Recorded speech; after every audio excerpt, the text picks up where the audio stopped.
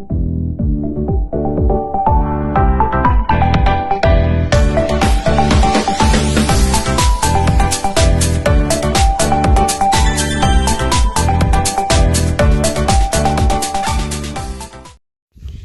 guys, ayun, papasok na kami sa school ni RJ. Maglalakad na naman kami. Ayan. Sana hindi uulan kasi yung mga sinampay ko nung isang araw pa, medyo ano pa siya, may amoy pa siya konti. So kailangan ko siya talagang ano sa araw, bilad-bilad babaga.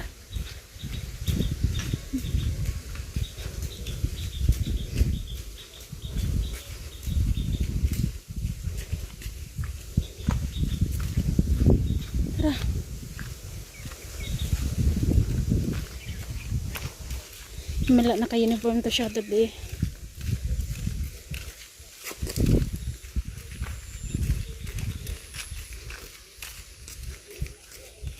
Sinuotan ko na lang siya ng uniform guys.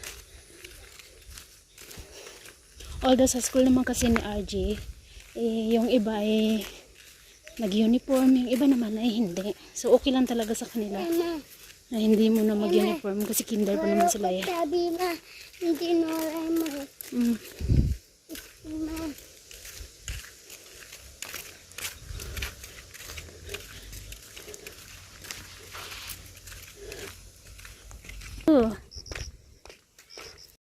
So guys, saktong-sakto pagdating namin dito. Pagkadating namin diyan. Ang ganda ng ulap oh. Dumating yung tricycle na sundo sana ni na RJ. So sabi ko pinasakay ko na lamang si RJ.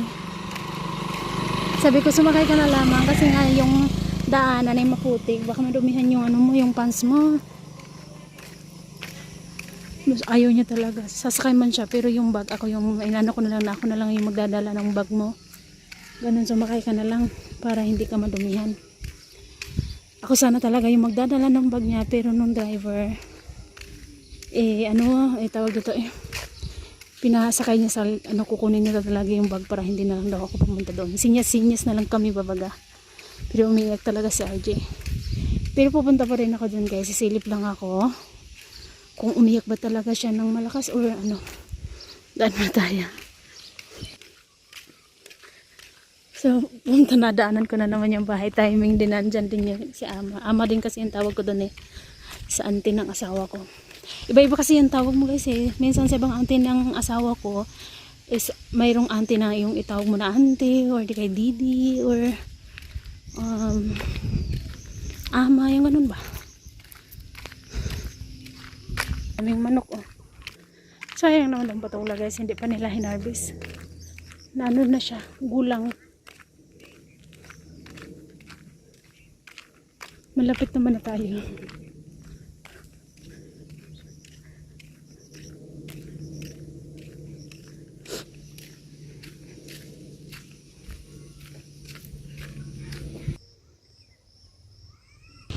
Ayun si RJ guys oh. Andun lang siya sa tuktok doon banda. Ayaw niyang pumasok sa school hanggat hindi ako dumarating.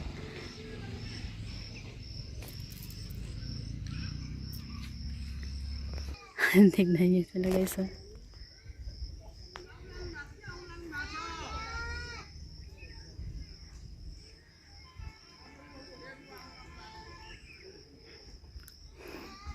Tignan niyo yung mga ulap guys oh. Ang ganda-ganda ng ulap.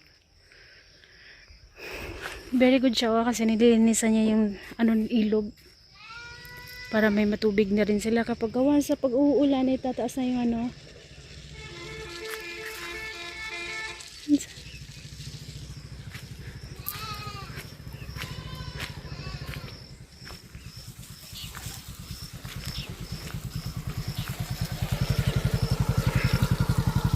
Ang putik talaga kaya kanina sinabihan ko na papasakay na lang talaga si RJ guys.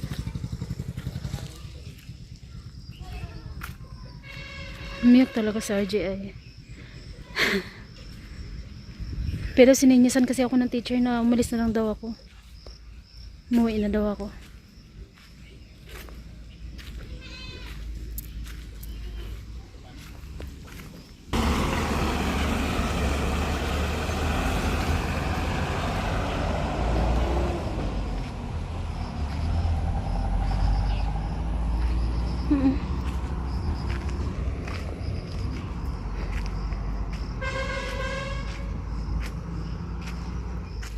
Nililinisan na nila yung ilog dahil tingnan nyo, yun. Nag-start na mag ano yung tubig sa ilog. Kapag ka summer, may tubig yan sa ilog. Pero pagka winter, wala yan.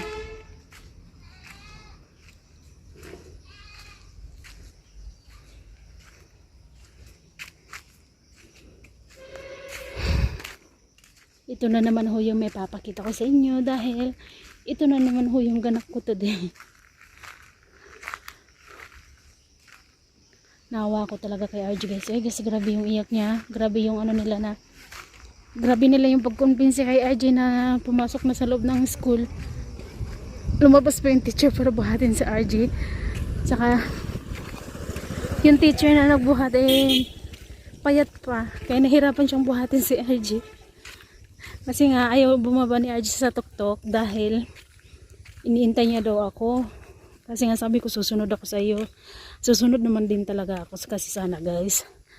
Kaso yung driver nga ng tuktok ay yung bag ni RJ pinapalagay sa labas. Ay sa labas, sa loob ng, sa likod ba, sa may likuran. Kasi pag kukunin niya sana mismo, siya mismo sana yung kukuha, yung driver. Kaso ayaw ni RJ, pinigilan ni RJ. Kasi pag ibigay ko daw yung bag, hindi daw ako makakasunod. So sininyasan ako ng driver na ilagay ko na lang sa likod tapos inanon lang nila sa RJ. Pinalingon lang nila dito banda pa ganun. Para hindi niya ako makita na nilagay ko yung bag sa likod. Sinaiyak talaga siya guys.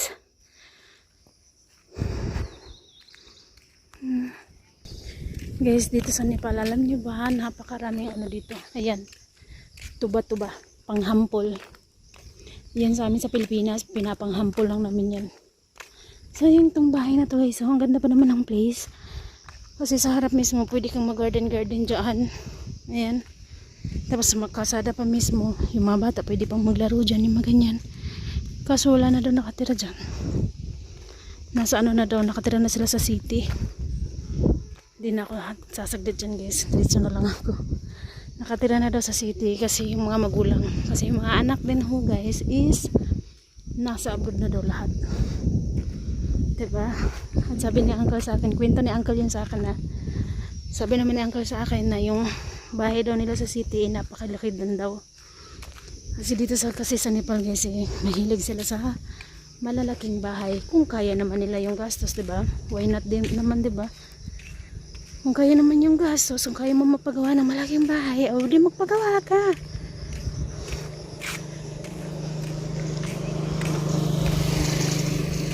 So ganito dito, mas ano nila yung malaking bahay.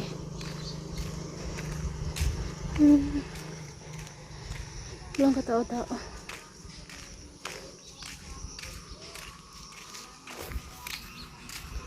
Yan isa, pwede ka dumaan dyan. Dito banda yung may saluyot. Ay wow, yung mga mais may ano na siya guys, oh. Sa taas lumalabas na yung bulaklak ng mga mais, oh. Ah. At saka yung bahay natin, yan, tignan nyo, nakikita na rin yung red. Ayan na. Kung dati hindi yan nakikita kasi sobrang cute talaga ng bahay natin. Pero ngayon po, yabuyag. Thank you talaga sa aking mga sponsor sa ating pag-ano ng bahay. Dahil okay na siya sa ngayon. Hindi na natuloy yung tubig. Gusto ko talaga tumanood sa maulap. Yung, alam mo yung nakatitigaw sa maulap na mga ganito. Yung blue, white, ganyan. Gusto ko. Ano masarap sa mata. Halos lahat ng bahay walang katao-tao. Guys, no? Dahil nga busy sila sa palayan. Pero ako yung maglalaba. Ako na naman. Hindi ko alam tuloy kung maglalaba ba ako or ano kasi maglat yung araw day. Yun ang laban ko nga nung kailan yun. Hindi pa nga natutuyo eh. Tsaka hindi siya natutuyo masyado kaya medyo may ano pa siya. May amoy ba baga. Nagkaamoy kasi yun guys kasi binabad ko yun. Una binabad ko yun ng ilang araw. Tapos hindi ko siya na ano dahil laging naulan. Hindi siya nalabahan ba? Hindi siya nasunod sa paglaba ba?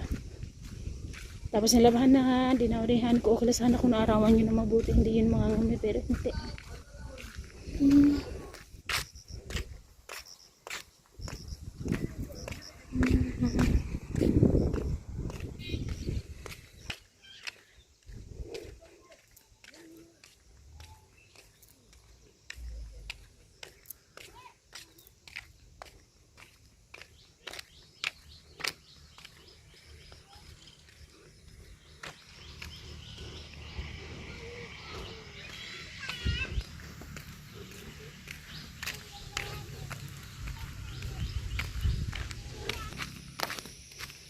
So malapit na tayo sa bahay natin guys.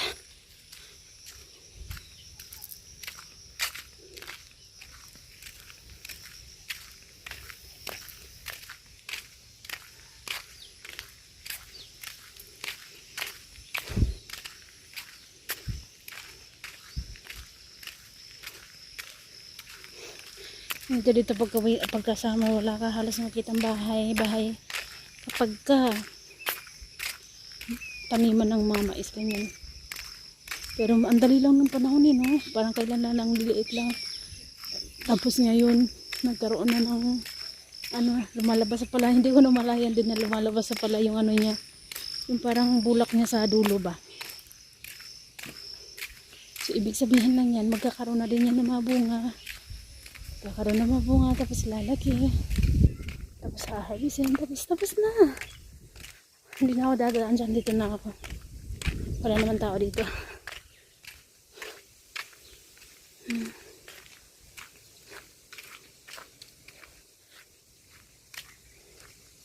Dito din naglagay din sila ng malaking git.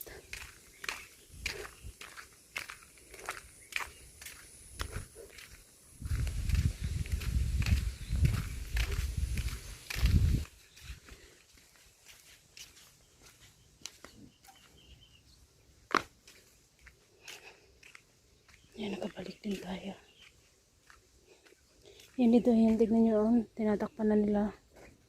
Halos lahat dito na side, ayan.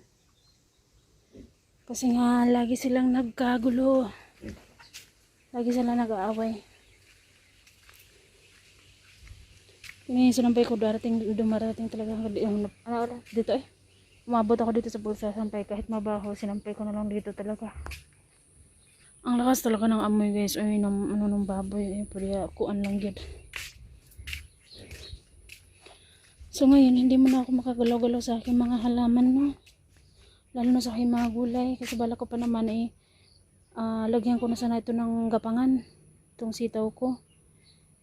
Kaso nga, may dalaw ako guys, simula kahapon dalaw ako. May dalaw ng mga babae. Yan. Namatay talaga yung kamatis ko guys, oh. Sige lang, tataniman ko ulit yan. Mag-slice lang tayo ng kamatis, tapos tutubo naman yan ulit. Yung mga magic rose ko guys, ilalagay ko yan, bala ko yan ilagay dyan. Pinapatuyo ko pa kasi yung na yan yung lagayin ko ng bigas. At saka ito, lagyan natin siya ng space para hindi siya masyadong madikit. Ayan. Pero hindi na muna tayo hahawak dyan na kasi may dalaw nga. So pasok na tayo sa loob guys. Hanggang dito na lang muna. Bye bye po everyone. God bless us all. Thank you for watching guys. Bye bye.